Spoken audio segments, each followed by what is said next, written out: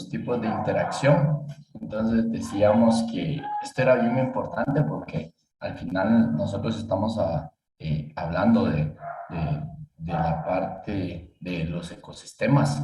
Entonces dentro de los ecosistemas nosotros ya sabemos que van a haber comunidades y dentro de esas comunidades van a haber poblaciones. Entonces, de alguna forma, las poblaciones interactúan entre ellas con el objetivo de poder sobrevivir, ¿sí?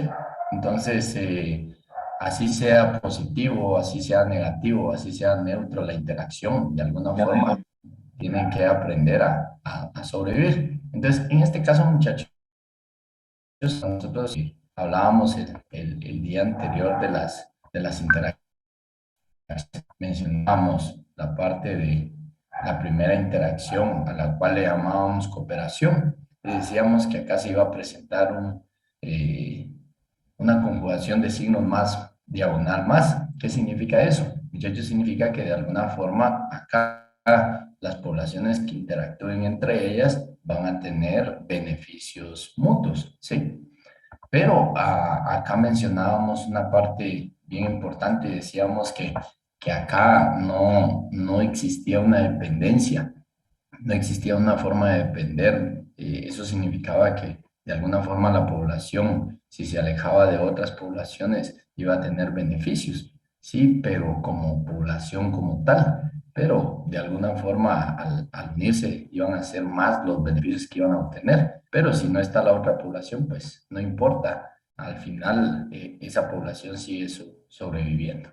Entonces, se los quería aclarar porque más adelante les voy a mencionar otro nombre que se ha estado utilizando y que de alguna forma ya desde la parte de vista ecológica nos mencionan que la cooperación ya no se utiliza mucho, que esa palabra ya está dejando de utilizarse debido a que de alguna forma se menciona que, que si existe una interacción es porque unos se necesitan de otros. Entonces, es solo para que lo veamos y les decía que en el caso de esta imagen nos podría dar una idea más clara de lo que es la cooperación, pero les mencionaba y les vuelvo a repetir, ya se está dejando de utilizar este nombre, pero en algunas literaturas ustedes lo pueden encontrar o en un proceso de investigación lo pueden utilizar dependiendo de qué material literal estén utilizando ustedes para poder venir y documentar su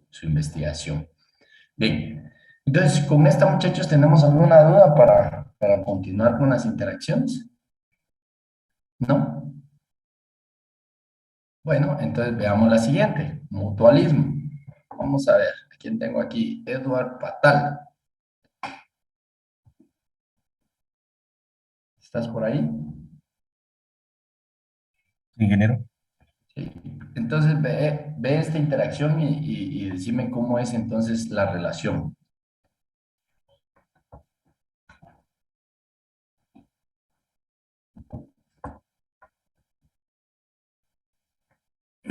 Pues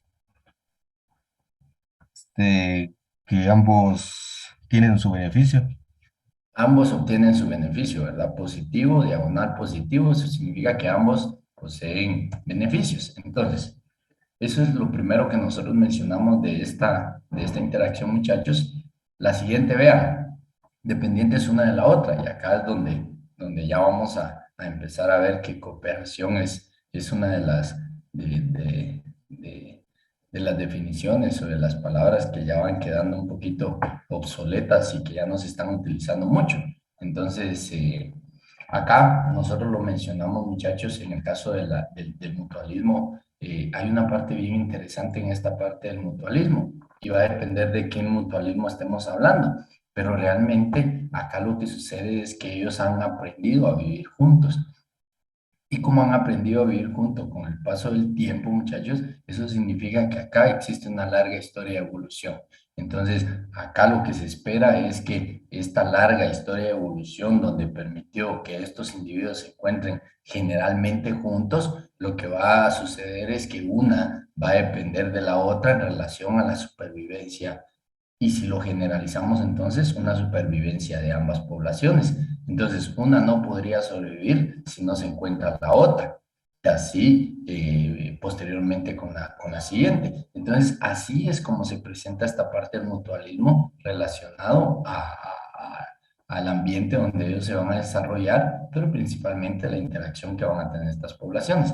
Entonces, como nosotros sabemos que va a ser una larga historia de evolución, nosotros debemos de saber que existen dos tipos diferentes de mutualismo, en el cual vamos a tener el mutualismo facultativo y el mutualismo obligado. Y acá sí quiero, muchachos, que pongan mucha atención, porque sí es una parte que tenemos que entender y tenemos que saber utilizar esta parte, porque sí es fundamental para nosotros desde el punto de vista ecológico y desde el punto de vista de la producción. Porque en algún momento ustedes van a decir, bueno, pero eso se parece a la cooperación y nos está diciendo que se está dejando de utilizar. Sí, por eso es que van a encontrar este nuevo nombre, pero también nos dijo una larga historia de evolución, sí, y que esto sirve para venir y tener esa supervivencia de ambas poblaciones también. Pero en algunos casos ustedes van a decir, bueno, entonces si se separan, van a seguir viviendo, sí, pero es mejor cuando están juntas y a eso me refiero con esa parte de que quiero que me pongan bastante atención en esto que vamos a ver.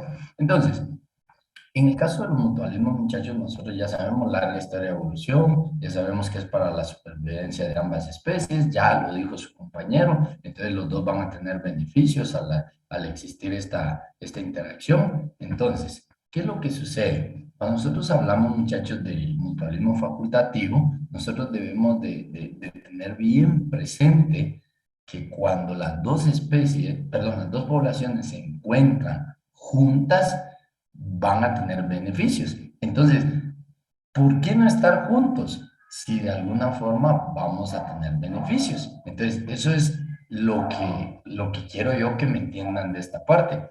Si ustedes lo ven, acá yo lo indico porque así lo indica la literatura. Vean que dice, no depende de esta relación para poder sobrevivir. O sea, estas dos poblaciones, si se separan, no va a existir ningún problema en relación a, ¿será que puede sobrevivir X o puede sobrevivir Y? Sí, las dos van a sobrevivir, pero cuando están juntas es XY y es mejor. Entonces, esa es la situación con esta parte del mutualismo facultativo. Y si ustedes lo ven, muchachos, estas se parecen mucho a la cooperación. ¿Por qué? Porque hoy por hoy esto es lo que se ha estado utilizando como un nombre actualizado de lo que antes era llamado cooperación. Entonces, de alguna forma, muchachos, sí existe la cooperación, sí existe el mutualismo facultativo, solo que ahora, hoy por hoy, se ha estado utilizando un poquito más estas. Entonces, ¿cuál interacción es la que tengo acá para mostrarles? Por ejemplo, estas plantas mirmecófitas, ¿sí? Estas plantas, muchachos, no sé cómo las conocen en el lugar donde ustedes viven o si las han visto por ahí en algún viaje que han tenido, en la visita de un familiar o en alguna visita al campo de cultivo de alguna persona. Entonces a este le llaman cacho de toro. Bueno, yo lo conozco así y lo conozco así aquí en Bárcenas y lo conozco así allá en Petén, de donde yo soy originario. Se llaman cacho de toro y este, muchachos, es una de las plantas que se utiliza mucho o que se presenta en algunos casos. Utilizamos mucho para cercos. ¿Y por qué lo utilizamos para cerco? Porque produce estas duras que son muy punzantes. Entonces, pasar por ahí cuesta un montón. Entonces, lo utilizamos como cercos allá en Petén. Pero también muchas veces esta especie también es consumida por el ganado. Entonces, ahí tenemos algunos beneficios, pero principalmente se utiliza para la protección de los terrenos o la circulación de los terrenos. Es una planta, una especie que la encontramos como maleza, ¿sí? Ahí va a estar presente, ella se encuentra de forma silvestre, ¿sí? Pero esta tiene una característica. En estas estructuras que parecen agujas o espinas, lo que va a suceder es que esos van a ser lugares de resguardo. ¿De resguardo para quién? Para algunas poblaciones de hormigas.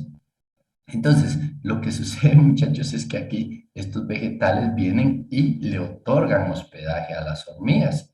Entonces, las hormigas van a estar ahí resguardaditas de las condiciones del ambiente. Pero si las hormigas obtienen un beneficio, ¿qué beneficio obtiene la planta? Vamos a ver, Ángel Morales, ¿qué beneficio crees que obtiene la planta? Protección para Correcto, que, correcto, protección, correcto. Y por eso es que te decía, nosotros lo utilizamos como cercos. ¿Por qué? Porque primero tienen esas agujotas ahí y segundo, que cuando uno viene y pone la mano ahí, todo, salen las hormigas a la defensa. Entonces, ¿qué sucede? Esta planta evita ser comida porque ahí van a estar las hormigas resguardándolas. Y la planta también le otorga resguardo a las hormigas. Entonces, si se dan cuenta, muchachos, es un proceso en el cual, ¿por qué al estar las hormigas acá no se muere esta estructura? ¿O por qué al estar las hormigas acá no afectan esta estructura? Porque ha sido una larga vida de evolución, ¿sí? Una historia de evolución. Entonces, acá la pregunta ¿es cooperación? Podría ser cooperación. Cuando ellas están juntas son más fuertes, pero las hormigas podrían bajar y decir, no, vos me trataste mal, mejor me voy. Y la playa, de todo modo no me importa, ahí andate, pues, si yo tengo algunas estructuras naturales que me sirven para protegerme. Entonces, si se van, al final, muchachos, no pasa nada, ellas pueden seguir sobreviviendo, pero estando juntas son más fuertes. Entonces, por eso les decía, es bien interesante que entendamos esta parte. Sí, no dependen de esto para sobrevivir, pero generalmente están juntas con el objetivo de sobrevivir más fácil, ¿sí? Con el objetivo de sobrevivir más fácil. Entonces, si sobreviven más fácil de esa forma, entonces estemos juntos, pues.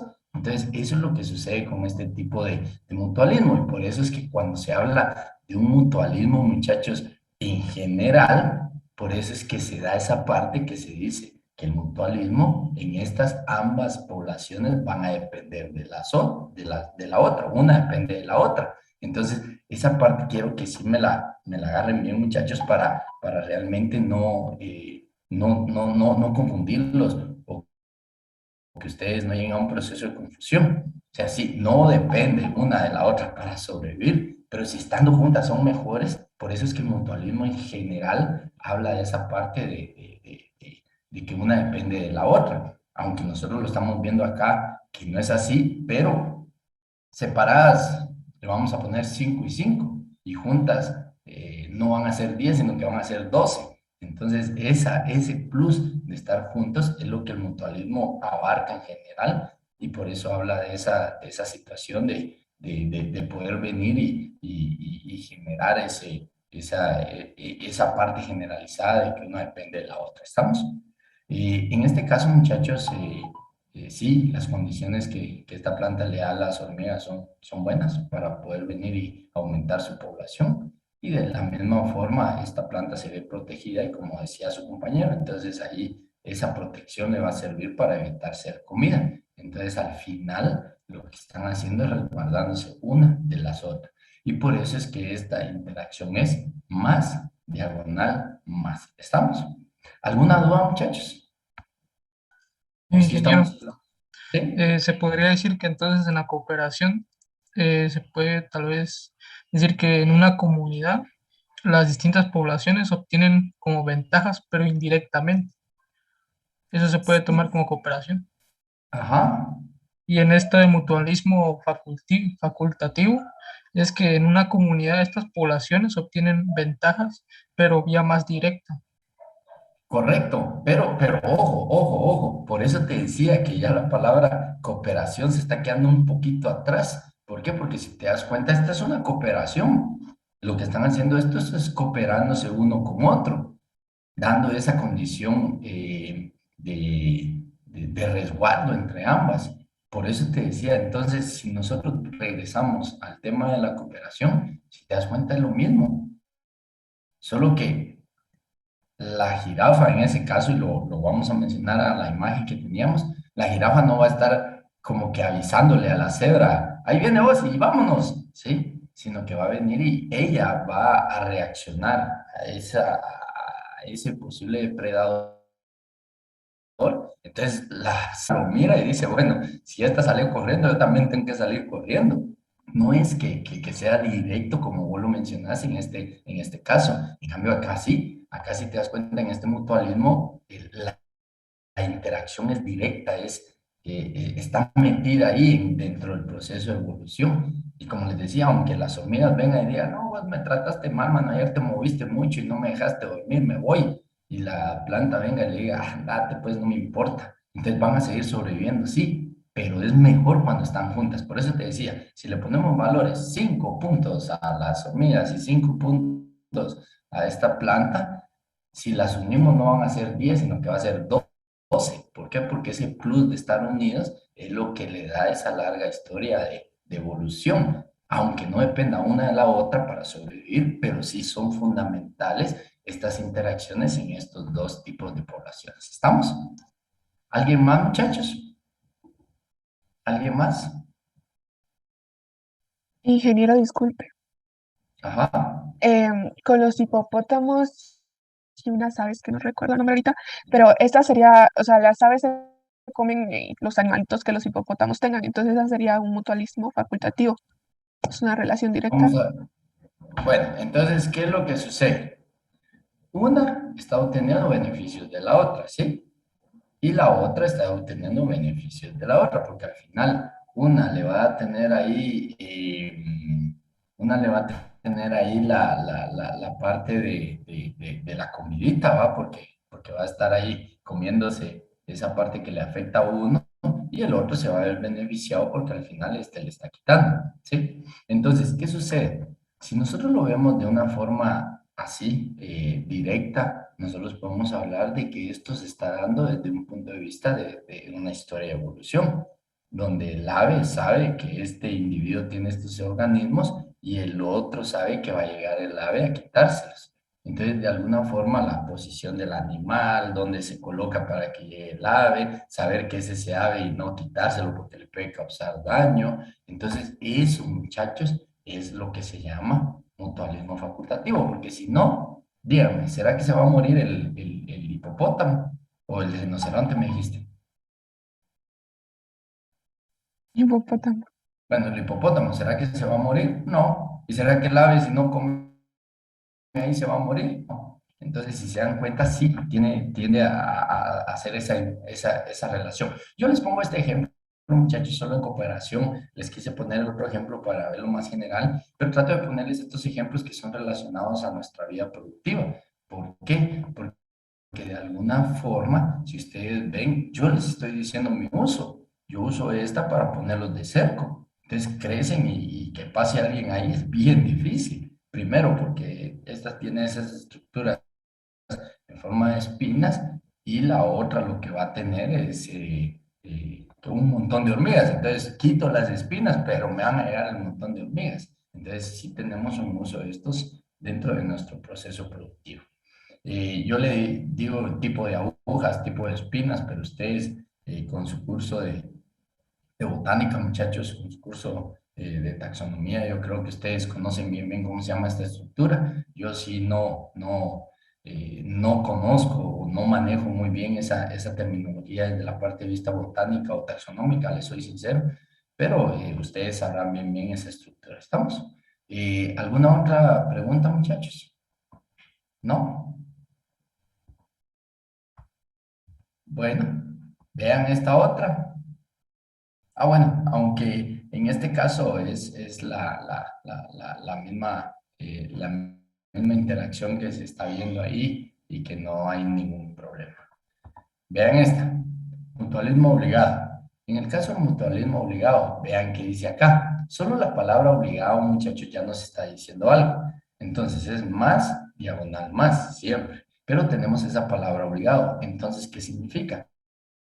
Muchachos, significa que acá sí, estas a pura fuerza tienen que estar una con la otra para poder sobrevivir. Aquí si no es, mira, voy, ya no te quiero, vaya, andate, vaya, me voy, Dios, agarro mis maletas y me voy, vaya, ahí tratas de sobrevivir, vos también. Entonces ninguna de las dos va a sobrevivir. Entonces en este caso, muchachos, esa palabra obligada sí es bien importante que nosotros la manejemos con el objetivo de entender bien qué va a pasar con esto. Entonces, dentro del mutualismo obligado, muchachos, van a haber dos formas. Primero, el trófico. Si nosotros ya hablamos, muchachos, de un nivel trófico, ¿sí? Si se recuerdan, ya lo mencionamos, o sea, cómo es la forma de alimentarse. Entonces, en este caso, nosotros vamos a saber que si hablamos de un mutualismo obligado es porque a fuerza tienen que estar los dos, y trófico, porque es la forma de alimentarse. Entonces, en estas, muchachos, ambas poblaciones establecen relaciones de alimentación complementarias para la obtención de nutrientes y energía. Entonces, a esto es a lo que se refiere el mutualismo obligado trófico.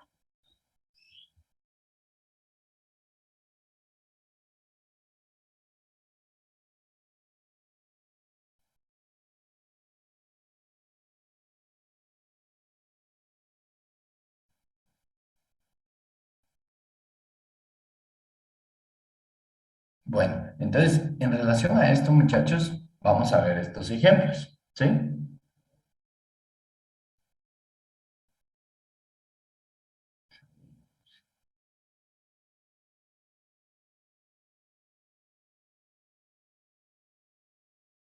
Bueno, entonces, en esta parte, nosotros, cuando hablamos de un mutualismo obligado trófico, muchachos, vamos a tener estos diferentes ejemplos que son importantes para la supervivencia de los organismos. Por ejemplo, en el caso de los árboles forestales, en el caso de los árboles forestales, muchachos, existen algunas especies que por ende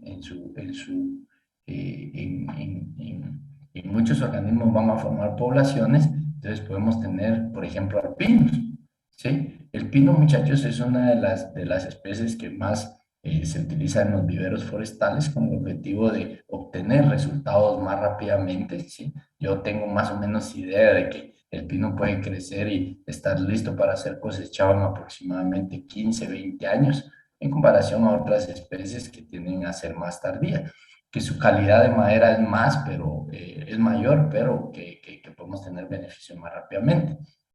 En el caso del pino, muchachos, el pino tiene una característica. El pino va a necesitar, ¿sí?, de un hongo al que generalmente nosotros llamamos micorrizas, ¿sí? Entonces, ¿qué va a suceder? En el caso de las micorrizas y los pinos, muchachos, tienen una relación directa en la supervivencia debido a que uno no es capaz de alimentarse si no está el otro. En relación al pino, muchachos, el pino tiene una característica que es bien marcada, de que a él le cuesta mucho la absorción de un tipo de nitrógeno. Entonces viene la micorriza y lo que hace la micorriza es transformar esos nutrientes, o lo voy a hablar en general, transformar esos nutrientes y dárselos al pino. Entonces es como que si no pudiera comer carne asada, y lo que hace la micorriza es venir y licuarle la carne asada y dársela mejor así pomadita. Entonces es mejor. Entonces le entrega unos materiales que no puede absorber de una forma más fácil. Entonces viene el hongo y eso le entrega. Entonces viene uno y dice, bueno, ¿y el hongo qué beneficio tiene? ¿Vivir en sus raíces? No, lo que hace el pino, muchachos, es posteriormente a que él ya ha utilizado esos materiales, viene y le traslada al hongo o a esta micorriza material ya elaborado. Y le dice, bueno, mira, yo ya produje esto que es más o es de mejor calidad o ya posee un nivel energético, y comételo. Entonces, estos muchachos con el tiempo han sobrevivido y han sabido sobrevivir con esta interacción. Pero ojo, alguien podría decir, bueno, mire, pero ¿y cómo es que le meten la micorriza o qué es lo que hacen? Generalmente, muchachos, los viveros que se dedican a la producción de pino, lo que hacen es ir a recolectar suelo de un lugar, principalmente, bueno, ya de una plantación artificial o de una plantación natural o de un bosque natural de pino, se recolecta suelo y en ese suelo ya va micorriza. Entonces, eso se utiliza como sustrato para las nuevas plántulas que vamos a tener, y con eso ya hacemos la interacción y así tenemos buenos beneficios. Una vez, muchachos, en la escuela hace muchos años, ya hace aproximadamente como 10 años, 12 años, intentaron hacer un estudio en el cual utilizaron suelo que no venía proveniente de áreas de plantaciones de pino o de bosque natural de pino. Y al momento del crecimiento de ese pino, muchachos, aproximadamente a los 4 o 5 meses de edad del pino, todo se empezó a secar. Y pensaron que era agua, pensaron que era intoxicación por productos químicos y empezaron a hacer un montón de estudios y llegaron a la conclusión que realmente lo que le hacía falta a ese pino era micorriza.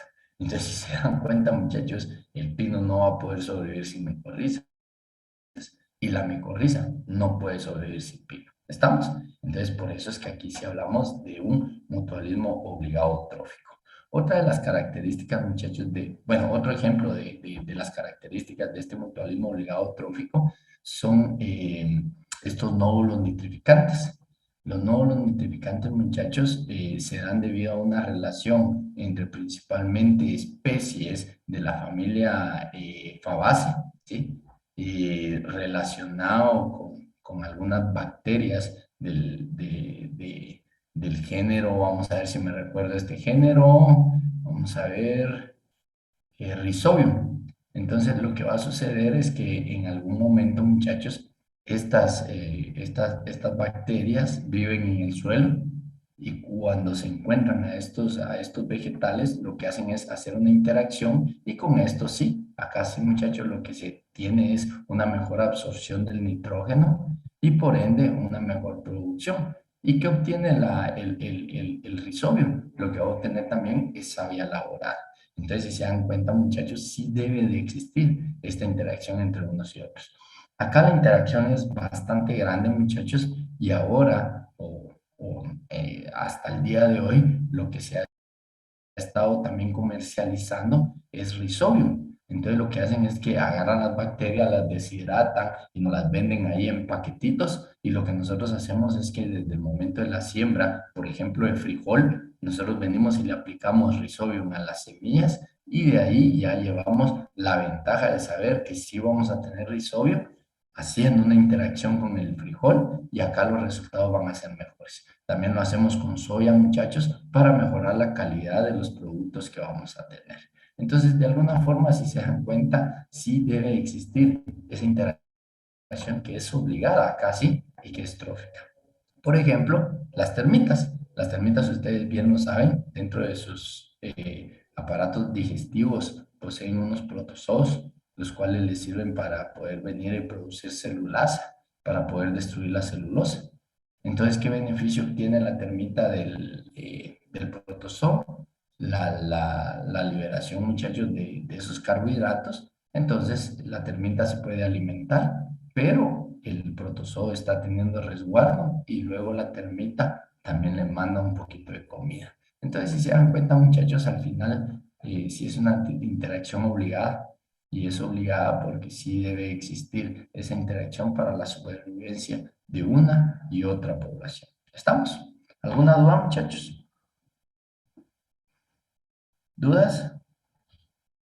Ingeniero, ¿podría repetir lo último de las termitas, por favor? Bueno, con las termitas les decía, las termitas entonces lo que van a tener es el beneficio de tener ese protozoo viviendo en su aparato digestivo para poder venir y degradar la celulosa. Entonces, el protozoo es quien produce celulasa, entonces la termita va a poder venir y aprovechar esa energía en forma de carbohidratos. Entonces, el protozoo lo que tiene es que ahí va a estar resguardadito, pero aparte de eso, o principalmente, es que de ahí obtiene el alimento para poder venir y sobrevivir. Entonces, ambas especies, ambas poblaciones sobreviven gracias a esta interacción. Si nosotros le quitamos el protozoo a la termita no va a poder alimentarse y va a morir. Y si sacamos al protozoo de ahí, las condiciones adversas del ambiente más la falta de comida van a hacer que también muera. ¿Estamos? ¿Alguna otra duda, muchachos? ¿Dudas? ¿No? Bueno, también existe, muchachos, la parte del mutualismo obligado, solo que acá también vamos a ver lo del mutualismo obligado de dispersión. Entonces, en el caso de los dos mutualismos obligados que les decía, estaba el trófico y ahora está el de dispersión. Y en este caso, muchachos, cuando nosotros venimos y hablamos de este tipo de mutualismo obligado de dispersión, acá sí hay algo bien interesante. ¿Por qué? Porque en el caso del mutualismo obligado de dispersión, muchachos, generalmente lo que va a ocurrir es como su nombre lo indica, se van a tener que generar nuevos individuos a partir de esto. ¿Y cómo es que se generan nuevos individuos? Por ejemplo, la palabra dispersión nos está indicando a nosotros que de alguna forma una parte de un individuo va a ir hacia un lado, ¿sí? Como por ejemplo la parte de la polinización. Cuando nosotros hablamos de la parte de la polinización, muchachos, debemos de tener muy en cuenta que existen algunas especies como por ejemplo esta, que es el cacao. Muchachos, el cacao o esta flor que es del cacao, esta lo que tiene es que generalmente el tamaño de su flor es bien pequeñita. Entonces existe un individuo, que esto ya lo vimos, es una mosquita ahí, ¿sí? Que va a tener la capacidad y la estructura ideal para poder ingresar acá. ¿Y qué es lo que hace? Principalmente, muchachos, buscar algunos néctares. Pero como anda de flor en flor, anda polinizando. Entonces, existe una interacción muy específica, muchachos, acá entre estos dos individuos, relacionada a que si no existe una, no puede existir la otra. Simple y sencillamente por ser una interacción obligada de dispersión. Entonces acá es lo que nosotros hablábamos anteriormente, la reducción de las producciones del cacao relacionado a este insecto llamado Forcipomia. Entonces sí, van a haber interacciones así. Alguien me preguntaba la vez pasada, mire, las mariposas, entonces, ¿ellas son mutualismo obligado de dispersión? No, las mariposas sí andan haciendo dispersión de polen, pero ellas no tienen una especie, una población específica de la cual puedan alimentarse y por ende esa población de la cual ella se alimenta no deja de sobrevivir porque ya no está. Entonces sí es bien interesante y aquí, como les decía, es de buscar algunos ejemplos más muy específicos, porque esto sí tiende a ser muy específico para que sea un mutualismo obligado de dispersión. ¿Estamos? ¿Alguna pregunta, muchachos? ¿Dudas? ¿Dudas? ¿No? Bueno, si no tienen dudas, entonces pasemos. Y por eso era que les ponía ahí la mariposa. Entonces estas generalmente no tienden a pertenecer a este grupo, pero sí se las ponía con el objetivo de poderles explicar esa parte que ya les indicaba. Bien, entonces, vean esta interacción. Comensalismo más diagonal cero. Maribel Reyes. Maribel Reyes. ¿Qué significa eso?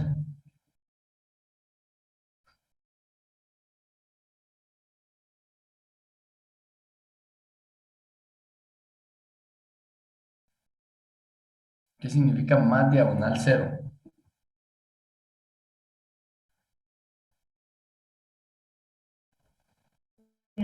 Sería de que uno tiene beneficio y el otro no. Uno, Que en la interacción uno tiene beneficio y el otro no. bueno, entonces no es que el otro no, porque si me decís el otro no, entonces está saliendo perjudicado. Acá es, uno obtiene beneficio y el otro le vale madre si está o no está el otro. Así de simple, ¿sí? O sea, acá lo que nosotros vamos a tener al final entonces es, entonces, uno se va a ver beneficiado en la interacción y al otro no le va a importar que el otro esté ahí beneficiándose. Entonces, en este caso, una de las especies o poblaciones se encuentra beneficiada, generalmente esta interacción es necesaria para la supervivencia de quién, del que está obteniendo beneficios. El individuo beneficiado, ojo, se llama comensal, el otro no recibe ningún nombre, muchachos, pero sí el que se ve beneficiado se llama comensal.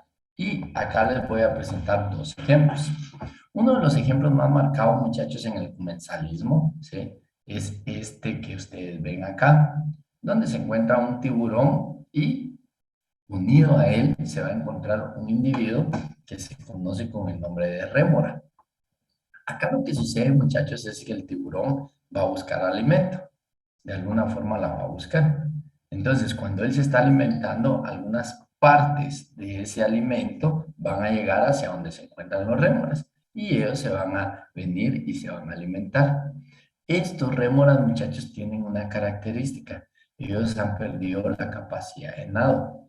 Entonces, ¿qué es lo que sucede? Como han perdido la capacidad de nado, entonces el problema con ellos es que ellos no pueden salir a buscar alimento.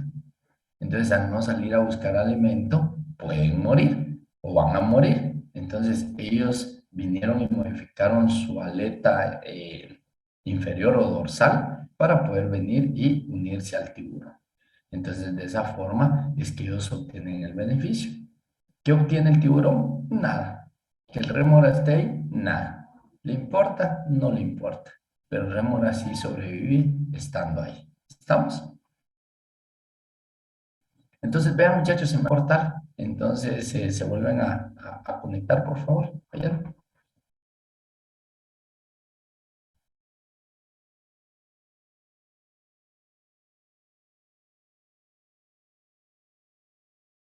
Entonces, decíamos, entonces, con la parte del rémora, muchachos, no sé si tienen alguna duda, pero es una de las características eh, de la, del comensalismo. Entonces, aquí el individuo beneficiado sería el rémora y por ende se conocería como comensal. Estamos en esta interacción. Vean, acá un ejemplo para nosotros. Muchachos, el ejemplo que tenemos nosotros para esta interacción es, por ejemplo, todas aquellas plantas que pueden tener la capacidad de mantenerse en un individuo sin aprovecharse de él. Entonces, acá lo que vamos a tener, por ejemplo, son las tilancias, por ejemplo, vamos a tener las bromelias, por ejemplo, vamos a tener algunas orquídeas, ¿sí? Que tienen la capacidad de venir y sobrevivir en ambientes en los cuales estos ambientes les van a otorgar de las condiciones adecuadas. Por ejemplo, humedad, por ejemplo, polvo de donde obtienen sus nutrientes, ¿sí? Iluminación, ¿sí? Y esa parte son importantes para la supervivencia de estos individuos. Entonces, vean, acá están los individuos y si se dan cuenta están sobre una rama. Al estar sobre una rama, muchachos, ¿en qué pueden afectar al árbol?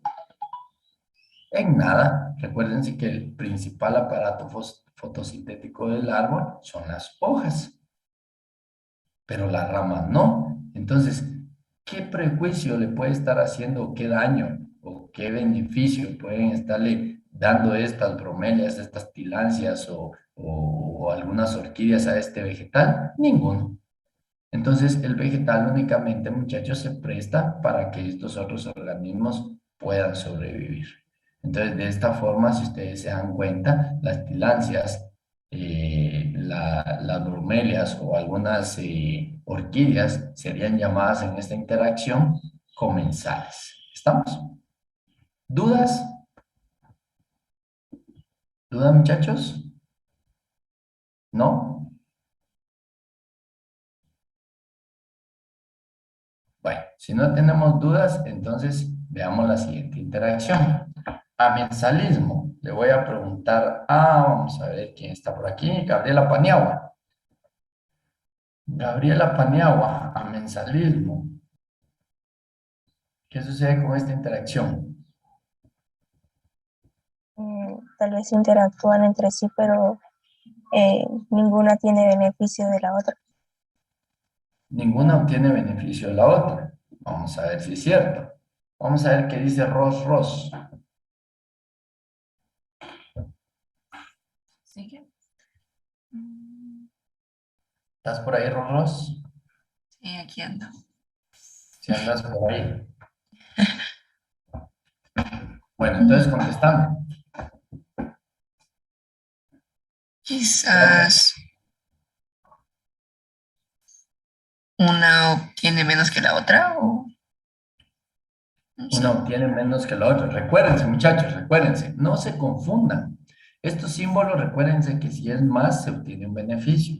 Si es menos, se va a perjudicar. Y si es cero, no pasa nada, es neutra la interacción. ¿Sí? Entonces, aquí, ¿qué sucedería? En el amensalismo, una especie se ve perjudicada y la otra no obtiene ni beneficio ni afección. ¿Estamos? Entonces, ¿qué sucede acá? Entonces, veamos. Una especie inhibe el crecimiento y la supervivencia de otra.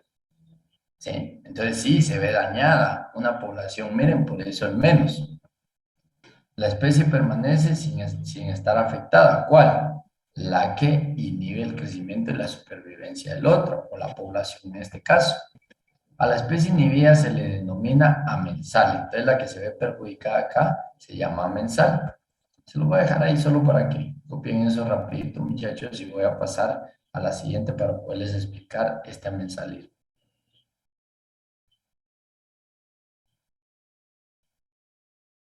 Bueno, entonces veamos los tipos de amensalismos que hay. Por ejemplo, existe un amensalismo que se llama alelopático, que es el eucalipto, muchachos. El eucalipto es una especie que tiene una característica.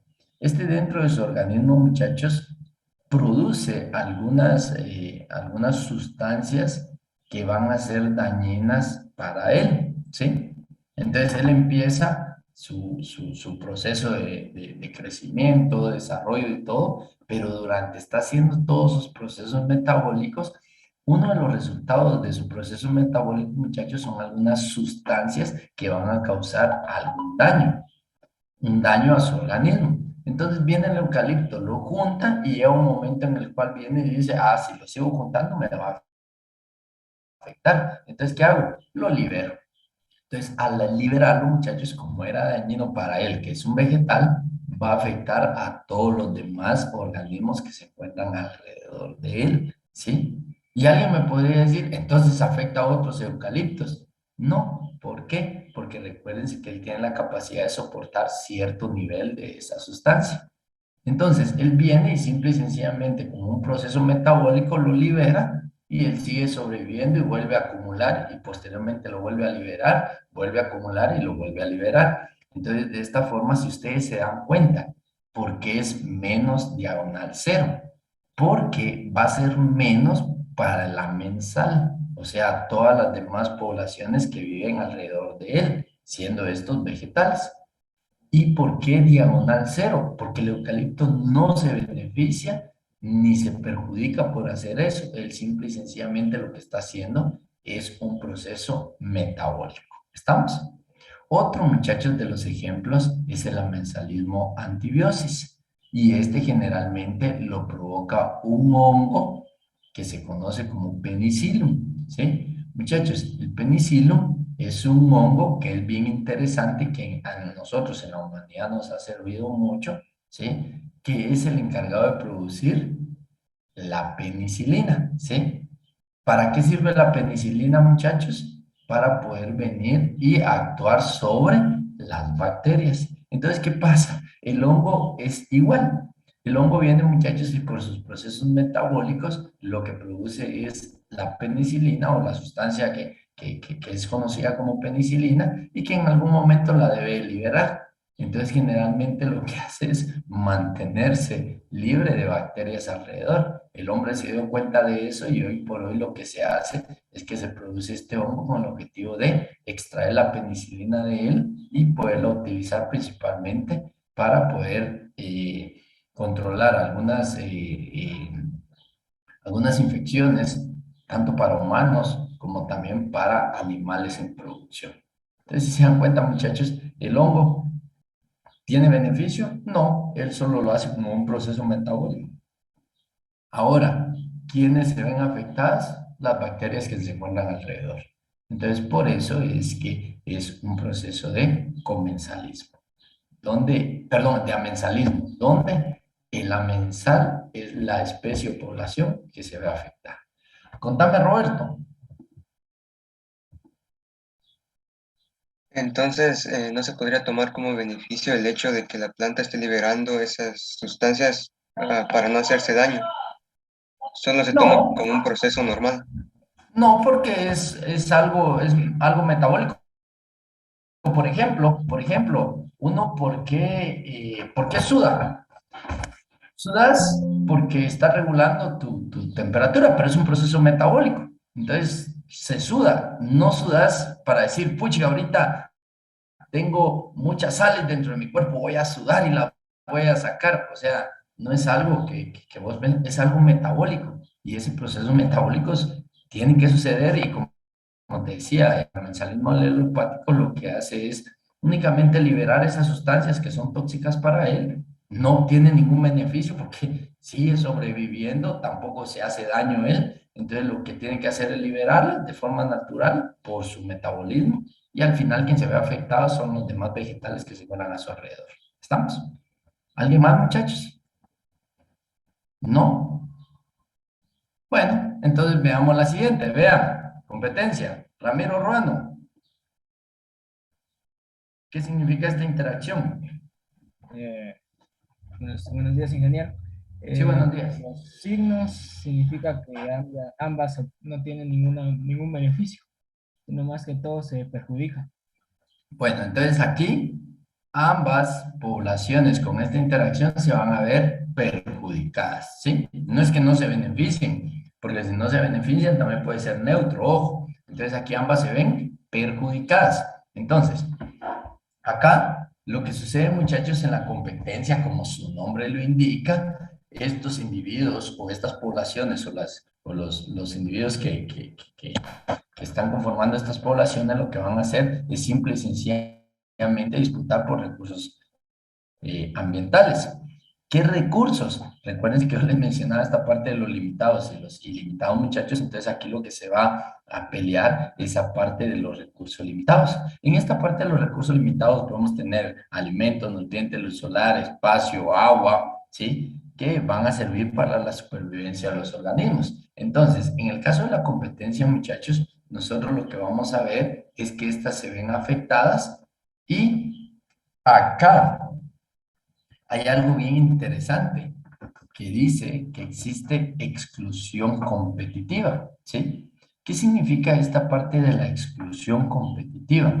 Muchachos, la exclusión competitiva hace referencia a que acá lo que va a suceder es que la especie que más se adapte, la especie que, o la población que más se adapte, es la que va a venir y va a sacar de ese ambiente a la otra población, ¿sí?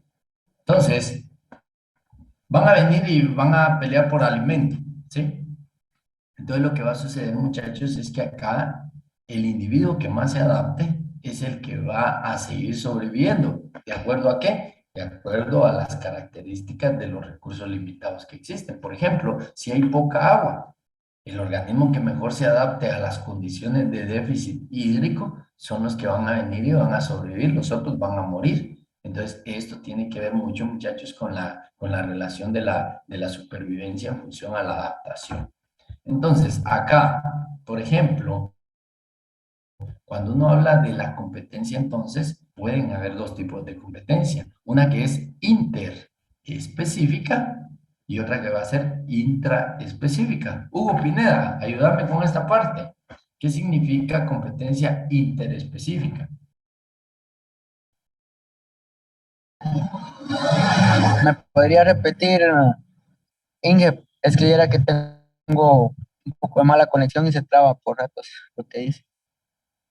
Bueno, lo que te preguntaba es si van a existir dos tipos de competencia, una interespecífica y otra intraespecífica. ¿Qué crees que hace relación la Ajá. interespecífica?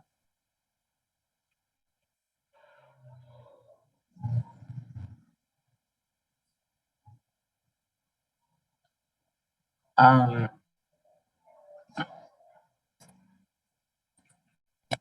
hace relación a...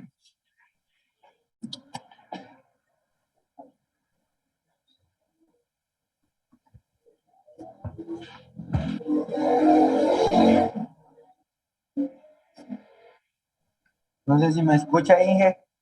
Sí te escucho.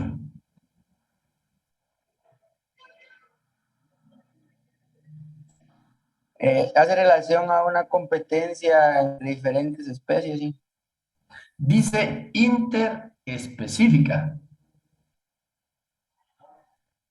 Inter, dentro. ¿De quién? De un ecosistema. De dos especies diferentes, ¿verdad? Correcto. Entonces, en este caso, muchachos, dentro de dos especies diferentes, entonces, cuando nosotros hablamos de interespecífica dentro de dos especies, ¿sí? Entonces era lo que decía su compañero, muchachos. Miren, este fue el ejemplo más facilito que les encontré así para que lo podamos entender. Entonces, miren, hay un recurso limitado, en este caso el alimento, y vean, lo está peleando una especie y lo está peleando otra especie, o una población y otra población, en función del número de individuos que se presente de esa especie. Entonces, ¿cuál es el recurso limitado? El alimento. Entonces, acá están peleando dos especies diferentes por ese alimento, ¿sí? Entonces, aquí entra la parte de la exclusión competitiva, miren muchachos, porque si esto sigue siendo constante, que el alimento es una eficiente en el ambiente donde se encuentra, acá lo que tiene que suceder, muchachos, es que este va a desaparecer o simple y sencillamente tiene que evolucionar. ¿Y para qué tiene que evolucionar? Para ser más grande, más desarrollado y poderle ganar a este. Miren, entonces a eso significa la exclusión competitiva, que de alguna forma esa especie ya no va a poder sobrevivir como tal y que tiene que haber un cambio en ella para poder venir y aprovechar los recursos limitados que se encuentran en el ambiente. ¿Estamos? Entonces, si no fuera de esa forma, muchachos, simple y sencillamente desapareciera y tendría que entrar otra especie ahí a poder pelear por este recurso limitado. ¿Estamos? Pero generalmente lo que se encuentra es eso, tiende a llevar a la extinción de una especie, pero porque aparecen nuevas especies a partir de esta. ¿Estamos? Existe evolución. Y también va a haber una intraespecífica. Entonces acá, si nosotros ya vemos que interespecífica es dentro de dos especies diferentes, la intraespecífica es dentro de una misma especie. Entonces, acá lo que vamos a tener, muchachos, y que lo vemos bien marcado en nuestros cultivos o en nuestras producciones pecuarias, es esta parte, la competencia intraespecífica. Y por eso es que nosotros somos muy exigentes, muchachos, en el hecho de poder venir y hacer análisis de suelos. ¿Y para qué hacemos ese análisis de suelo? Para saber cuántos nutrientes debemos de colocarle al suelo para que todos los vegetales tengan la capacidad de poder tener disponible ahí los nutrientes todo el tiempo y en el tiempo que sea necesario, pero también debemos de saber que el riego debe ser constante, debe ser homogéneo, también las condiciones de luz deben de ser constantes, deben de ser homogéneos. También debemos de saber, muchachos, que en las producciones pecuarias debemos de mantener las áreas específicas por cada individuo. Por ejemplo, en cerdos de engorde se maneja 1 metro cuadrado por cada cerdo ya de engorde. ¿Y por qué 1 metro cuadrado? Porque si no van a estar peleando por espacio, van a estar peleando por alimento, van a estar peleando por agua, van a estar peleando por condiciones de luz, ¿sí? De airecito y todo eso. Entonces, generalmente, muchachos, tiende a haber competencia y competencia que puede perjudicar a estos organismos. Imagínense, si es dentro de nuestra misma plantación de maíz, entonces algunos van a ser grandes y otros van a ser pequeñitos y eso de nada nos sirve. Si nosotros lo que queremos es son producciones homogéneas. Si es en cerdos, unos nos van a engordar más que otros. Entonces no nos va a servir porque yo lo que quiero tener es un corral que sea homogéneo para que cuando yo decía venderlos me van a salir de 240, 241, 242, 238, 239. Pero de nada me serviría vender uno de 260 y uno de 220.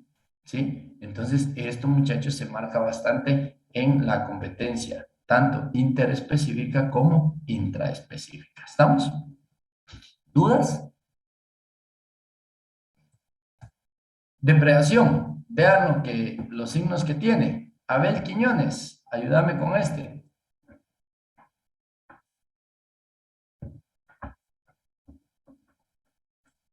Ayúdame con este, Abel Quiñones. Sí, yo me imagino que por los símbolos que una especie se debe beneficiar consumiendo otra, entonces Un individuo gana y el otro pierde. Bueno, entonces uno se ve beneficiado y el otro perjudicado, ¿correcto? Entonces, acá, muchachos, entonces, acá vamos a tener una especie, el depredador ataca y mata a otra especie llamada la presa. Así es como generalmente se habla en esta interacción. La población depredadora se beneficia al obtener alimento, ¿correcto? Y la población presa tiende a inhibirse. Así es como sucede. Ojo, muchachos, en el caso de la depredación, ustedes se van a dar cuenta que no todo es malo para la población que es afectada. ¿Por qué no todo es malo para la población que es afectada? Porque generalmente, muchachos, cuando existe depredación, generalmente el individuo que es el depredador generalmente va a empezar a alimentarse de las presas más débiles. Eso significa que si son presas débiles, esto puede ayudar a esa especie que se ve afectada en mejorar las condiciones de la especie. Por ejemplo, y lo voy a poner así más de un ejemplo eh, que generalmente vemos, porque vemos National Geographic o nos gusta ver esos canales ahí donde aparece el león cazando a un venado, por ejemplo. Se los voy a poner así. Por ejemplo, viene el león y generalmente lo que se come son las crías de los venaditos, ¿sí? O de las gacelas, o no sé cómo se llaman esos. Pero en este caso, ustedes van a ver que se come a la cría. Yo les digo, muchachos, si una cría nace y estos tienen una capacidad increíble de levantarse y andar corriendo en un par de minutos o un par de horas, ¿sí? Cosa que nosotros no hacemos. Si ustedes se han dado cuenta, nosotros empezamos a dar nuestros tanes hasta los 7, 8, 10 meses de edad, un año. Empezamos a caminar aproximadamente al año, 2 meses, al año, 6 meses, ¿sí? Y eso va a depender de si nos dejan ahí tirados o nos andan, va a cargar. Pero en el caso de de este ejemplo que les estoy dando, muchachos, por la naturaleza, estos individuos generalmente nacen y ya se tienen que andar parando. Ahora les digo una cosa. Si este individuo que está naciendo ahorita, le voy a poner dos, al A y al B. Si el individuo que está naciendo le cuesta mucho levantarse, empezar a caminar o empezar perdón, a correr, ¿sí? Y al B solo nace y se para y empieza a correr. ¿Quién sería un mejor reproductor de ellos dos? El B, ¿verdad?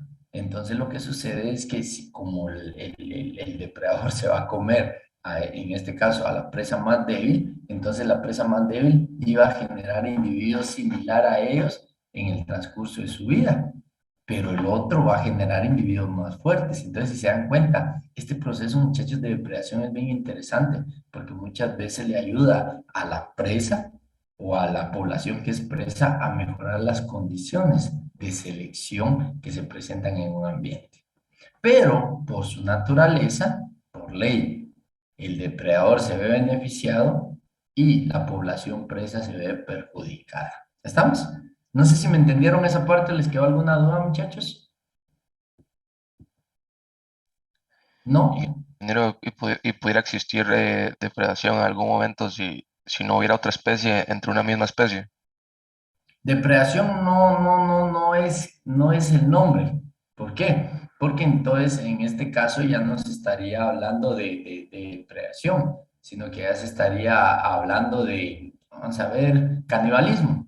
Canibalismo, la palabra canibalismo se generó o se estableció desde el punto de vista humano, cuando un individuo humano se comía a otro individuo humano, ¿sí? Pero ese nombre ha seguido en el transcurso del tiempo, se ha utilizado para poder venir y definir a aquellos individuos que se comen a individuos de su misma especie. Por ejemplo, en pollos de engorde, en gallinas de postura, en cerdos de engorde, nosotros vemos canibalismo. ¿Y por qué vemos canibalismo? Generalmente por estrés. Y ese estrés ocasionado por falta de agua, falta de alimento, falta de espacio, condiciones que son completamente adversas. Entonces, generalmente se presenta el canibalismo, pero si lo ves desde un punto de vista de predación, no existiría la depredación, existiría el canibalismo.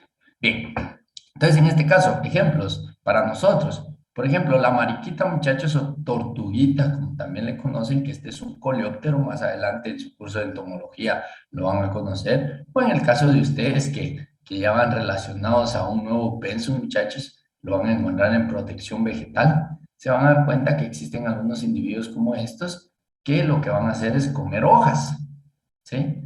Ah, pero en este caso este no come hojas, este lo que se come son a los pulgones.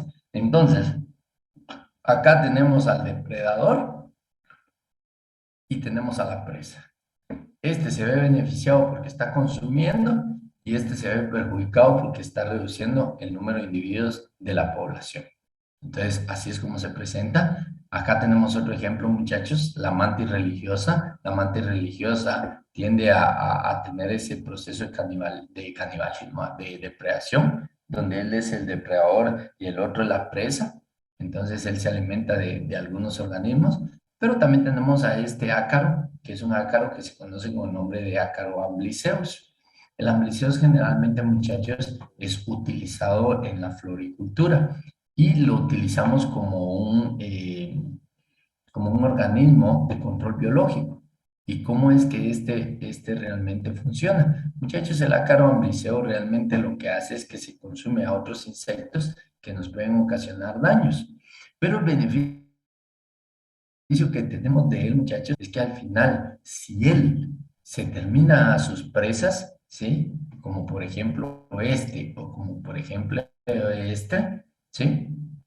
Cuando se terminan a sus presas, este y este tienen que salir a buscar más alimento, pero estos tienen una característica bien interesante, que este al acabarse sus presas, porque se aumentó mucho su población, muchachos, no corremos el riesgo de perderlos en nuestras plantaciones, porque se van a morir porque no hay alimento, o se van a ir de nuestra población o nuestra producción porque ya no hay alimento. No, ellos tienen la característica, muchachos, de que ellos se alimentan de polen. Entonces, cuando no hay presas, se alimentan de polen.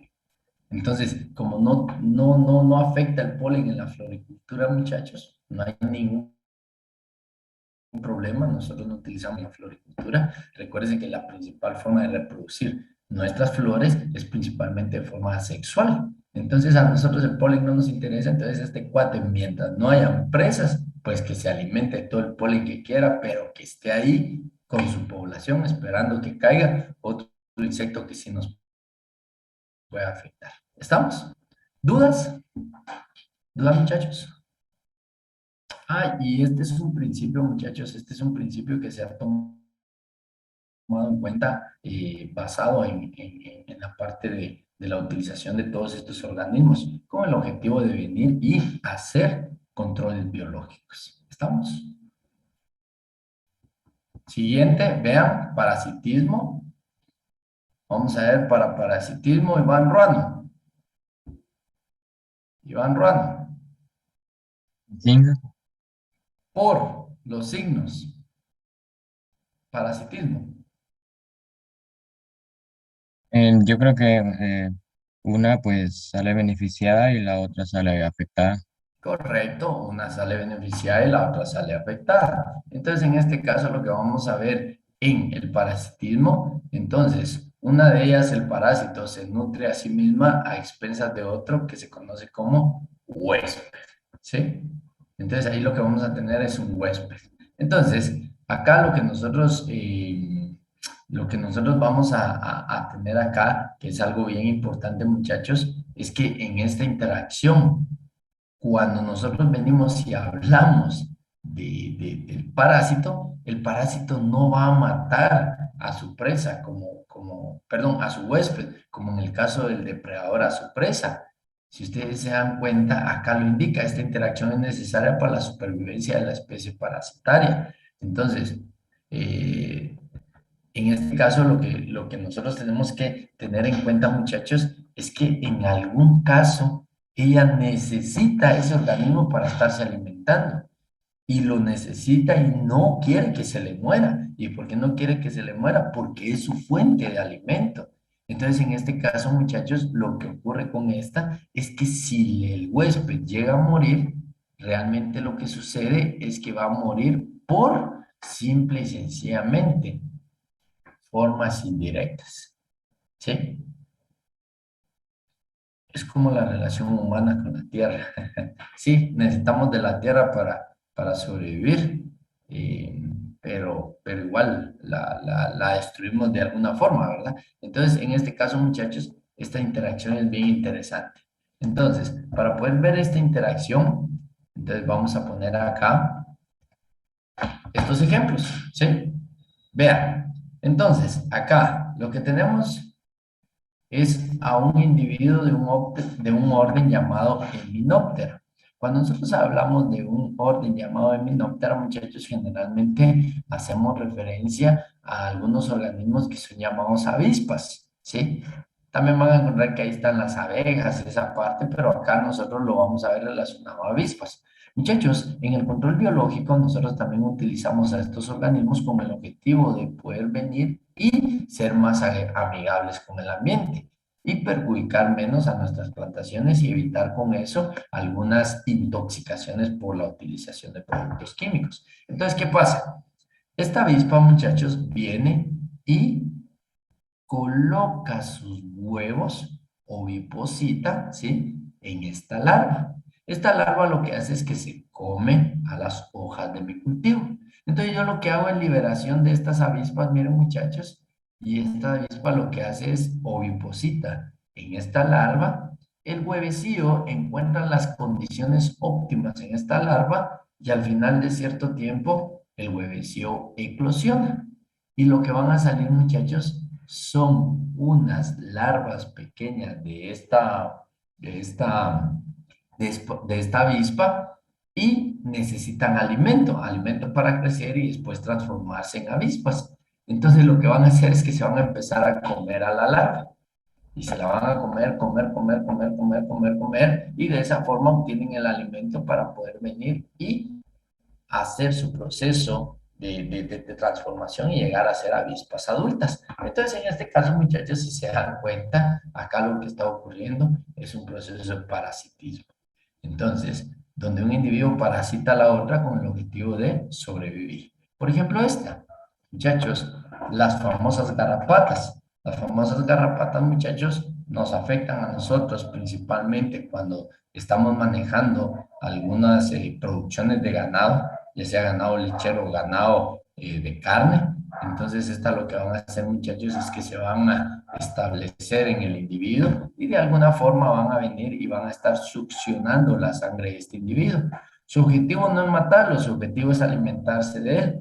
Pero en este caso, si se dan cuenta, decía que la muerte se va a dar de forma indirecta. Sí, en este caso, porque esto puede ocasionar, muchachos, la producción de alguna anemia, pero también las garrapatas tienden a tener algunos otros organismos viviendo con él, por ejemplo, algunas bacterias que pueden llegar al torrente sanguíneo, distribuirse en el organismo y morir por una afección infecciosa y no directamente por la garrapata. ¿Estamos? O sea, a la garrapata no le conviene que se muera el organismo si él es su alimento. Entonces sí hay que tener presente eso. Por ejemplo, las tenias, muchachos, nos afectan a nosotros como humanos, pero también nos pueden afectar en las producciones. Producciones de animales, cerdos, aves, bovinos, caprinos, ¿sí? Pueden afectar a estos individuos. Entonces, ¿qué hacen? Únicamente llegan, empiezan a alimentarse y posteriormente una infección o otro problema que se presente puede ocasionar la muerte de ese individuo, pero no directamente la presencia de la tenia dentro de nuestros organismos o los organismos de los individuos que estamos produciendo. Y por último, muchachos, este otro que generalmente tiende a ser algunos hongos que nosotros utilizamos y que los utilizamos, o algunas bacterias que también utilizamos, muchachos, donde esas bacterias y esos hongos lo que van a hacer es aprovechar los nutrientes del organismo, pero que de alguna forma este organismo tiende a morir y que puede morir por muchas razones, pero que este organismo no quiere que se muera porque esa es su forma de alimentarse. Entonces, como ejemplo, aquí tenemos a Mauveria baciana o podemos tener a un hongo que generalmente nosotros utilizamos que es Metarrhizum anisoplay.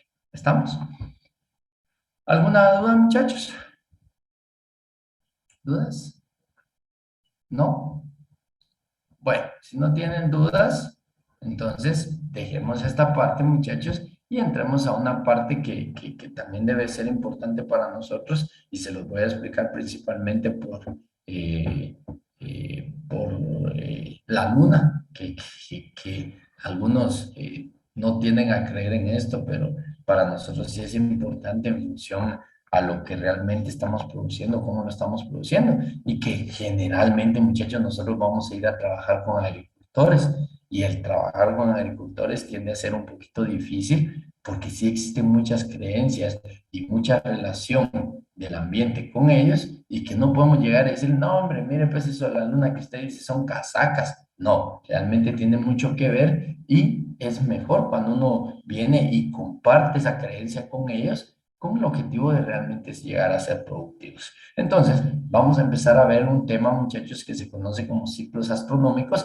En estos algunos temas ustedes ya los conocen re bien, pero que es importante que nosotros se los recordemos. Por ejemplo, en el caso de los ciclos astronómicos, porque es importante que nosotros lo mencionemos, muchachos, porque nosotros estamos relacionados a un movimiento de la Tierra alrededor del Sol o el movimiento de la Luna alrededor de nuestro planeta, y que esto de alguna forma va a interaccionar con las formas de vida que nosotros tenemos. Entonces, cuando nosotros hablamos de los ciclos astronómicos, muchachos, nosotros tenemos que tener en cuenta que aquí la importancia que se ha tenido en relación a los ciclos astronómicos es la relación para poder venir y medir el tiempo. Entonces, si ustedes se dan cuenta, existe el calendario maya, existe el calendario que nosotros tenemos, existe la hora, existe el minuto, existe el segundo, existe el día, existe la noche, ¿sí? Y todo esto, muchachos, la semana, el mes, el año, y todo esto va relacionado, muchachos, a estos ciclos astronómicos. Entonces, cuando nosotros venimos y hablamos de la parte de los ciclos astronómicos, muchachos, nosotros debemos de saber que todo lo que nosotros tenemos relacionados con tiempos está en función a esos ciclos astronómicos. Si nosotros venimos y hablamos del día, que el día ustedes ya lo conocen, el día tiene 24 horas para nosotros, aunque eso no es cierto, nosotros debemos de saber, muchachos, que el día es el periodo en tiempo en el que la Tierra realiza una rotación completa sobre su propio eje, tomando en cuenta que para nosotros generalmente se manejan 24 horas, pero realmente debemos de tener que el día, como nosotros lo manejamos, generalmente se maneja de 23 horas y 56 minutos. Esto da respuesta, o una de las respuestas, a por qué cada 4 años existe un año bisiesto, ¿sí? Porque debemos de aumentar ese día para ir con relación a los tiempos en la Tierra. ¿Estamos? Y les digo una de las razones, porque otra de las razones que se presentan están relacionados al calendario lunar. Entonces también es importante que ustedes lo conozcan. Pero este tema ustedes ya lo manejan, muchachos, solo es para podérselos explicar así rápidamente y que hablemos en un mismo idioma. Luego también, muchachos, nosotros vamos a saber que el mes es el periodo de tiempo que la luna gira alrededor de la Tierra. A esto generalmente se le llama mes lunar, y si nosotros lo manejamos en relación al tiempo, si ustedes se dan cuenta, muchachos, ¿por qué nuestros meses tienen 30 31 días? Si nosotros sabemos que que el tiempo que dura la luna para girar alrededor de la Tierra es de 28 días, ¿sí? Entonces nuestros calendarios, como lo manejaban los mayas, generalmente se manejaban de 28 días, pero posteriormente la iglesia vino y estableció diferentes estatus durante ¿cómo se podría decir esto? Durante su mandato, durante el tiempo, que lo que la iglesia decía era completamente cierto. Entonces empezaron a establecer algunos, por ejemplo, agosto, que viene de un nombre de un integrante de la iglesia, y que decidió que su mes no tuviera 28 días, sino que tuviera más. Entonces vino Julio y dijo, señores, miren, yo también quiero un mes, pero tampoco quiero que dure 28 días, ¿Por qué? Porque si el de agosto tiene más de 28 días, el mío también. Entonces, así fue como fueron relacionando el tiempo. Y por eso es que generalmente se manejan años bisiestos, muchachos, para establecer ese tiempo que hace falta. El año, ustedes bien lo saben, muchachos, es el tiempo en el que la Tierra gira una vez alrededor del Sol. Y ya les voy a decir por qué es importante que yo les digo, si yo no manejo el tiempo así, el tiempo me maneja. Entonces, sí, disculpen, pero tengo que tenerlo así o si no se me va el rollo.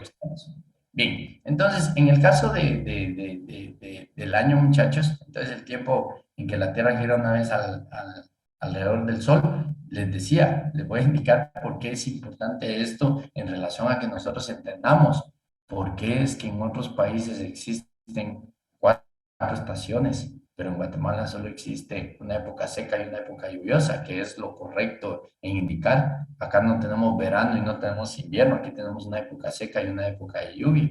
Entonces es importante que nosotros lo manejemos de esa forma. Bien, entonces, ¿cómo es que se generan las estaciones? Muchachos, las estaciones se van a generar debido a que en la Tierra o que la Tierra no es una estructura o no es un planeta que se va a encontrar completamente recto. La Tierra, muchachos, tiene una inclinación de 23.5 grados en relación a la órbita del Sol. Entonces, vean, se lo voy a tratar de explicar de esta forma. Si ustedes se dan cuenta, muchachos, en el caso de los hemisferios, tanto norte como sur, debido a esa inclinación de 23.5 grados, ¿sí?, que se encuentra la Tierra con respecto a una vertical, eso es lo que hace que exista una gran diferencia entre los hemisferios y la parte del ecuador de la Tierra. Si ustedes lo ven bien marcado, muchachos, nosotros acá lo que tenemos es que, gracias a esta inclinación, en algún momento, ¿sí?, del recorrido de la Tierra alrededor del Sol, el hemisferio norte va a quedar más cerca del Sol. Y al quedar más cerca del Sol es cuando se dice que en ese hemisferio existe verano. Acá los días tienden a ser mucho más largos que las noches. Entonces, todos los países, muchachos, que se encuentran muy cercanos al hemisferio norte, se van a encontrar en ese momento en una estación que se llama verano. Muchachos, ¿por qué nosotros, si se recuerdan, nosotros manejamos esa parte de acuerdo al hemisferio norte? Muchachos, nosotros manejamos esta parte en relación al hemisferio norte debido a que nosotros estamos inmediatamente en la parte superior del Ecuador. Eso significa que tenemos más relación con el norte que con el sur. Entonces, si ustedes se dan cuenta, gracias a esa inclinación, la Tierra va a estar más cercana al Sol. Pero vean qué pasa con el hemisferio sur. En el hemisferio sur va a estar más lejano del Sol. Eso significa que la radiación de acá versus la radiación de acá es diferente. Entonces acá se va a encontrar en una estación llamada invierno. Pero llega un momento, muchachos, que gracias a esa traslación, ¿sí?, entonces la Tierra va a quedar del otro lado y por ende se van a encontrar las diferentes condiciones en relación al tiempo. Entonces, por eso es que en estos lugares, muchachos, sí existe invierno, primavera, otoño y verano. Pero, ¿qué sucede con el Ecuador? Con el Ecuador, muchachos, independientemente de la posición de la Tierra, las condiciones de acuerdo a la parte de la radiación van a ser muy similares. Y por ende, nosotros no poseemos las cuatro estaciones, sino que solo una época de lluvia y una época seca, que se ve afectado por las condiciones del hemisferio norte. ¿Estamos? ¿Estamos, muchachos? Entonces, ¿quiénes poseen otoño, primavera, verano e invierno? Los países que están más, o quienes lo van a ver más marcado, los países que están más cerca a los hemisferios o a los polos. ¿Estamos? Bien, entonces, cuando nosotros hablamos de esto, muchachos, también es importante, y les decía que mencionemos las fases lunares, y esto va a estar en relación al movimiento de la luna alrededor de la Tierra. Entonces, acá nosotros lo que vamos a tener, muchachos, es la parte de cómo es que nosotros vamos a ver a la luna o cómo es que vamos a apreciar a la luna. La luna va a seguir siendo la luna. Acá la diferencia que nosotros vamos a tener es qué es lo que veamos nosotros de la luna en función a las condiciones que el sol le va a permitir que nosotros veamos. Entonces la posición de la luna, si ustedes se dan cuenta, es una posición diferente con respecto a nuestra visualización, pero que el sol nos va a permitir ver en relación a la iluminación que éste dé. Entonces, vamos a tratar de explicar esta parte, muchachos, para que entendamos la parte de las fases lunares. Vean qué dice. En la parte, voy a empezar acá. Cuando la luna está entre la Tierra y el Sol, tiene orientada hacia la Tierra su cara no iluminada. Se lo voy a explicar acá. Acá está la Tierra, acá va a estar la luna y aquí va a estar el sol. El sol va a estar iluminando a la luna, pero la va a estar iluminando en esta cara. Y si se dan cuenta, nosotros vamos a estar viendo la cara no iluminada de la luna. Entonces, nosotros venimos y decimos, señores, miren, entonces no hay luna o la luna va a ser una luna nueva. ¿Por qué va a ser una luna nueva? Porque no se ve en su esplendor. Entonces, esa es una de las cosas que nosotros vemos. Entonces, la Tierra, la Luna y el Sol. Entonces, el Sol va a estar iluminando acá. Entonces, la cara reflejada de la Luna va a ser esta, pero aquí nosotros vemos la cara oscura.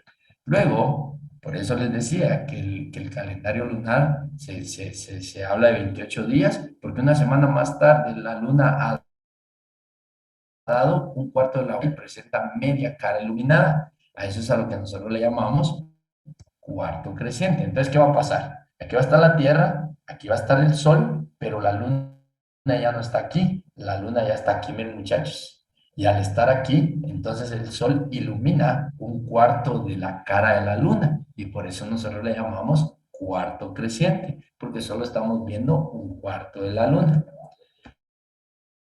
Una semana más tarde de eso, muchachos, la Luna ocupa una posición alineada con el Sol y la Tierra, por lo cual desde la Tierra se aprecia toda la cara iluminada de la Luna. A eso es a lo que nosotros le llamamos luna llena. Entonces, ¿qué va a pasar? Aquí va a estar la Tierra, aquí va a estar el Sol, pero la Luna ya está aquí. Entonces, el esplendor del Sol va a hacer que se ilumine toda la cara de la Luna y por eso nosotros le llamamos luna llena. Y por último, muchachos, lo que va a ocurrir es que, como aquí está el Sol, aquí está la Tierra, y la Luna estaba acá, entonces la Luna ahora va a estar de este otro lado. Entonces únicamente vamos a ver un cuarto de la Luna, y a eso es a lo que le llamamos cuarto menguante.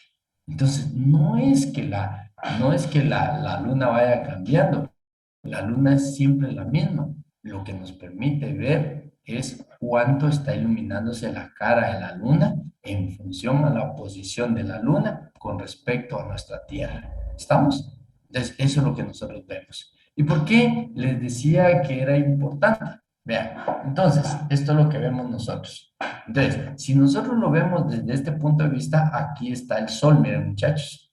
Entonces, el Sol está iluminando esta cara de la Luna que nosotros no vemos y por eso decimos es una luna nueva. Luego venimos y la Luna empieza a recorrer y vamos a empezar a ver que el Sol nos permite ver un cuarto de la Luna y por eso vemos el cuarto creciente. Cuando acá es porque el Sol está acá y nos está iluminando completamente a la Luna y por eso la vemos como luna llena y por último el cuarto menguante. Muchachos, les decía, esto es importante. ¿Por qué? Porque en la agricultura sí se utiliza mucho. No sé cuántos tienen personas que realmente se dedican a la agricultura y no sé cuántos tienen familiares que tienen mucho tiempo de dedicarse a esa agricultura, pero no me van a dejar mentir que sí toman en cuenta muchos aspectos de la luna para hacer las actividades agrícolas que se tienen. Por ejemplo, la luna nueva. Muchachos, en el caso de la luna nueva, si ustedes se dan cuenta, entonces no vamos a tener mucha iluminación por la noche. Entonces vean qué dice. En el caso de esto, la savia se moviliza hacia la base, concentrándose en la raíz, ¿sí? Entonces la savia va a existir más en la raíz. Entonces, este es un tiempo, muchachos, que muchos agricultores utilizan para hacer podas. ¿Y por qué van a hacer podas? Porque no va a existir mucha savia con respecto a las ramas. Entonces aquí puede uno venir y decir, señores, miren, no va a haber mucha pérdida de savia. Es como decir, no se va a desangrar mucho el árbol y por eso no se va a debilitar. Entonces, tiene un beneficio ver esto, miren. Otra de las cosas es que como no va a salir mucha savia, el material donde se cortó se va a secar más rápido. Y al secarse más rápido vamos a tener menos problemas de afecciones por hongos y bacterias. Miren qué interesante. Entonces es importante que conozcamos la luna nueva, ¿sí? Porque de esa forma podemos hacer algunas actividades agrícolas. ¿Estamos? Vean qué otro. En esta fase es ideal para la cosecha de raíces. ¿Por qué? Porque recuérdense que en algún momento la savia se encuentra más en esos lugares. Entonces, posiblemente, si nosotros vendemos por peso, vamos a tener mejores resultados, un mayor tamaño, ¿sí? Que nos permita mejores ingresos y con eso vamos a obtener mejores producciones. ¿Estamos? Entonces lo decía lo de las podas, ¿sí? Siguiente, cuarto creciente, ¿qué se recomienda? Acá, muchachos, lo que sucede es que como ya empieza a haber más iluminación por la noche, entonces ya la savia empieza a movilizarse para arriba. Entonces, ¿ideal para qué? Para la siembra de cultivos de hojas, principalmente hortalizas. En el caso de la luna llena, muchachos, vean, la savia ya está arriba o está movilizada hacia arriba. Entonces se va a acumular en hojas y frutos. ¿Harían podas? No, yo no haría podas, porque ahí está toda la savia acumulada, recuérdense. Entonces, ¿qué haríamos? Muchachos, la recolección de hojas, como por ejemplo esos cultivos que son acelgas, esos cultivos que son lechugas, ¿sí? Pero también recuérdense que está en los frutos, entonces también sería importante para hacer la cosecha de frutos. ¿Estamos? Y por último, muchachos, el cuarto menguante, la savia ya empieza a dirigirse hacia abajo nuevamente, entonces ideal para el trasplante de cultivos. Miren, ¿estamos? Entonces, muchachos, si se dan cuenta, una de las cosas bien importantes de esto es venir y tratar de conocer cómo es que todo esto fue a afectar o beneficiar nuestras producciones. Quien lo quiera usar, bienvenido, muchachos. Quien no, realmente solo con tener el conocimiento es importante. Muchas veces a mí me ha tocado ir donde algunos agricultores que le hablan de esto a uno, y cuando uno es ignorante en esto, lo primero que dice es, pues, ¿y este qué le pasaba? Este todavía vive en el mundo antepasado, ¿sí? No, muchachos, realmente tiene mucha importancia conocer esto.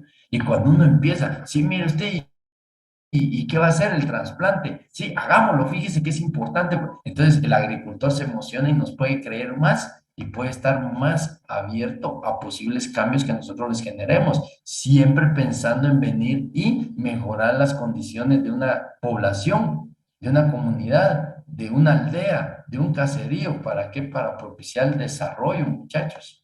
¿Sí? Quítense esa mentalidad de que el rico es rico porque nació siendo rico.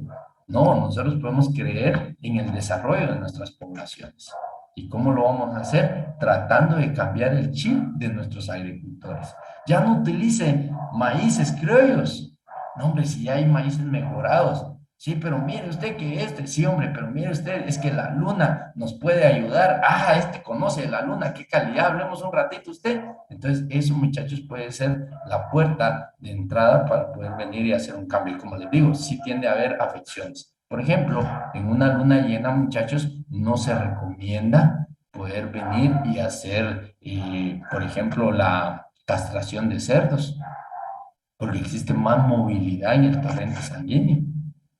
Pero sí lo podemos hacer en una luna nueva o en un cuarto menguante. para poder llegar a una luna nueva y con eso evitar los desangramientos. Ya sabemos que también le podemos poner vitamina K, pero también nos podemos apoyar de esos otros procesos. ¿Estamos? Entonces, ¿dudas, muchachos?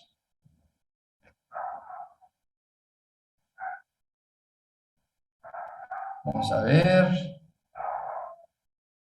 ¿Qué dice? Corresponde el contenido del corto el día lunes. Vean, nosotros hicimos cambio, y se lo voy a decir, vaya, que me recordaste, Alejandro, eso me había olvidado. Muchachos, el día lunes no va a haber examen corto. El examen corto lo vamos a trasladar para el día viernes, o sea, de la semana que tocaba el examen, no este viernes, sino que dentro de 8 días, para que ustedes tengan la posibilidad de seguirse preparando, muchachos, y así su examen corto sea un trampolín para su examen final. ¿Estamos? Entonces, cuando nosotros veamos todavía las clases de la otra semana, ustedes van a estar preparados para su examen corto, pero también para su examen final de una vez. Entonces, el examen corto el día lunes sí lo vamos a cambiar, muchachos. Lo vamos a cambiar por los temas y por el tiempo. Entonces, hasta el día viernes de la próxima semana va a ser su examen corto, ¿bien? Entonces, no sé si tienen alguna otra duda, muchachos. ¿No? Bueno, entonces si no tienen dudas por el tiempo, muchachos, que tengan un buen día, una buena tarde, un buen provecho y nos vemos el próximo.